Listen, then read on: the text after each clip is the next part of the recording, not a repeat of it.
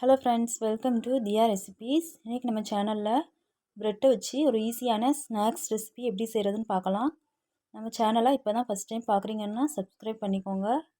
நான் இன்றைக்கி ஒரு பேக்கெட் ப்ரெட் எடுத்திருக்கேன். ப்ரெட்டில் சைடில் உள்ளதை கட் பண்ணி எடுத்துக்கலாம். உங்களுக்கு எந்த ஷேப்பில் வேணுமோ அந்த ஷேப்பில் கட் பண்ணிக்கோங்க.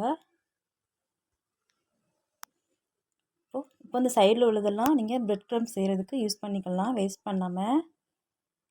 இப்போ ஒரு பவுலில் 1 டம்ளர் அளவுக்கு பால் சேர்த்துக்கோங்க. பேக்கெட் பால், பசும்பால் எது வேணாலும் எடுத்துக்கலாம். இப்போ ஒரு 3 ஸ்பூன் போல் சீனி சேர்த்துக்கலாம். இப்போ ஒரு முட்டையை உடச்சி சேர்த்துக்கோங்க. நீங்கள் 2 முட்டை கூட சேர்க்கலாம். முட்டை சேர்க்கும்போது இந்த பிரெட் நல்லா சாஃப்டாக இருக்கும். இப்போ பீட் பண்ணிக்கோங்க நல்லா.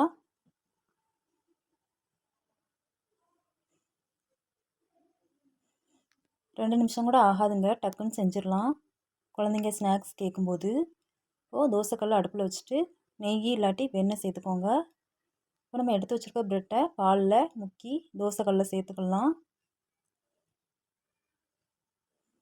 அடுப்பை மீடியம் ஃப்ளேமில் வச்சு நல்லா 2 பக்கமும் வேக வச்சுக்கோங்க.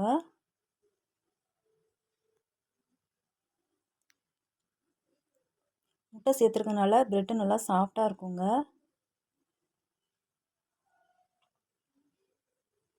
இது நீங்கள் பிரேக்ஃபாஸ்ட்டாகவும் செய்யலாம், ஈவினிங் ஸ்நாக்ஸாகவும் கொடுக்கலாம்.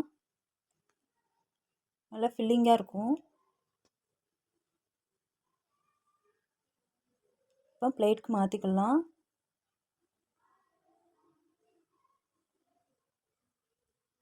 இப்போ எல்லா ப்ரெட்டையும் சேர்த்துக்கலாம். கண்டிப்பாக இதேமாரி செஞ்சு பாருங்கள், ரொம்ப டேஸ்ட்டாக இருக்கும். இந்த ரெசிபி உங்களுக்கு பிடிச்சிருந்துச்சுன்னா லைக் பண்ணுங்கள், ஷேர் பண்ணுங்கள். நம்ம சேனலை சப்ஸ்கிரைப் பண்ணிக்கோங்க. தேங்க்யூ.